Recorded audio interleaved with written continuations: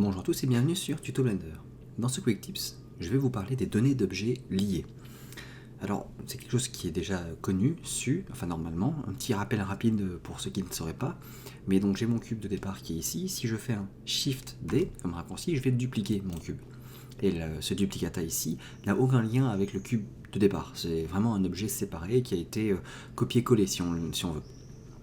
Donc si je reprends le cube de départ et que cette fois-ci, au lieu de faire un Shift D, je fais Alt D, cette fois-ci j'ai dupliqué mon cube, mais la particularité de ce nouveau cube, c'est que les données qui le créent, en fait, les informations que Blender va aller chercher pour tracer la géométrie du cube, donc toutes les différentes arêtes, sommets et faces, sont situées au même endroit que pour le premier, c'est-à-dire qu'il partage ces données de création. Et donc, ce que ça veut dire en vrai, c'est que si je vais en mode édition et que je sélectionne n'importe quel sommet ici, je peux faire G, essayer de le déplacer, et les changements sur un cube vont être répercutés sur l'autre en fait, parce que les données sont les mêmes. Elles vont être recherchées au même endroit par Blender, dans l'ordinateur.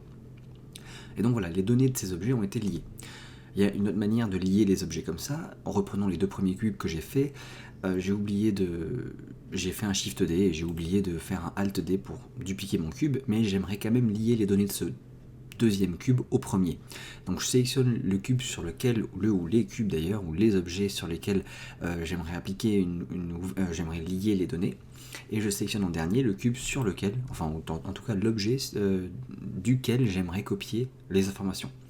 Et une fois que j'ai fait ça, je peux faire le raccourci CTRL-L, et je peux, alors on oublie le Object Scenes qui est au-dessus, mais je peux lier plein de différents types de choses, pas seulement les données de l'objet, pas seulement les datas d'objets, mais aussi les matériaux, des données d'animation et d'autres types de données. Mais moi, ce qui va m'intéresser, c'est les données de l'objet et des matériaux.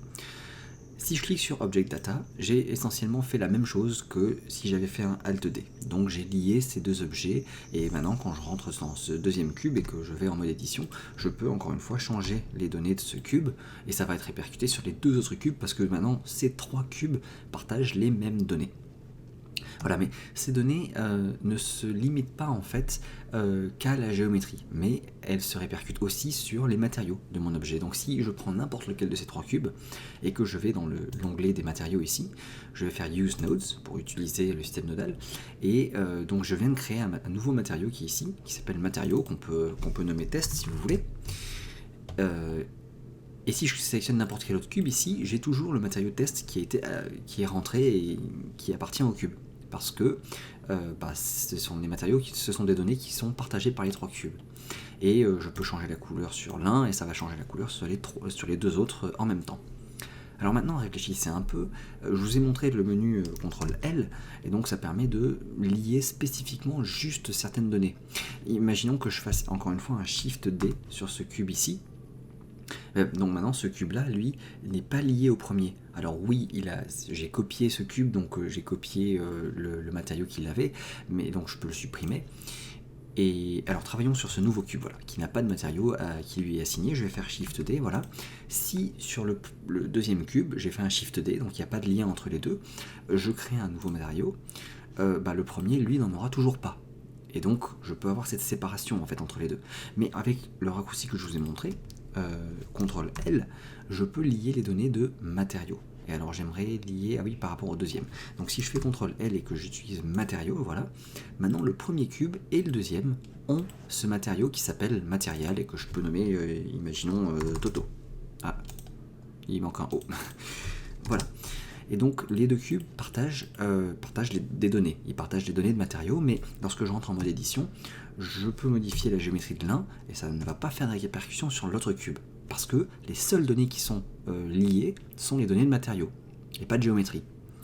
Mais si je veux faire l'inverse maintenant, si je veux partager les données de géométrie, mais pas de matériaux, surtout pas de matériaux, et bien avec ce que je vous ai montré jusqu'à maintenant, ce n'est pas possible. Parce que si je fais Alt D, on partage les données de géométrie, mais les matériaux avec. Et pareil, si je fais CTRL L et que je fais Object Data, je vais partager les données de géométrie, mais aussi les données de matériaux. Ça prend en compte aussi les données de matériaux. Je ne peux pas juste dire j'aimerais partager que la géométrie, mais pas les matériaux. Et bien voilà l'objet de mon Quick Tips. qui en fait maintenant ça fait un moment que j'explique un peu les choses, mais je pense que c'était nécessaire, j'espère que vous avez compris. Mais alors maintenant, si je veux que par exemple ce cube-là arrête de partager le données de matériaux, eh bien je peux venir ici dans le petit onglet qui est là, qui représente un symbole de géométrie. Je clique sur le menu déroulant et je vais cliquer sur Object qui est là. Pouf, et là de suite, eh bien, le matériau disparaît, donc il ne prend plus en compte le matériau des objets sur lesquels ils sont liés. Là, c'est son propre matériau à lui, à ce cube-là. D'ailleurs, il n'en a pas, c'est vide, il faut créer un nouveau matériau. Et si je vais en mode édition, je garde encore la possibilité de lier ma géométrie, enfin, ma géométrie reste liée aux deux autres cubes qui étaient là avant. Voilà, j'espère que ce Quick Tips vous aura été utile, que vous aurez appris quelque chose. N'hésitez pas, si vous voulez me soutenir, à aller faire un tour sur mon Utip, le lien est dans la description. Et puis je vous dis à la prochaine. Salut!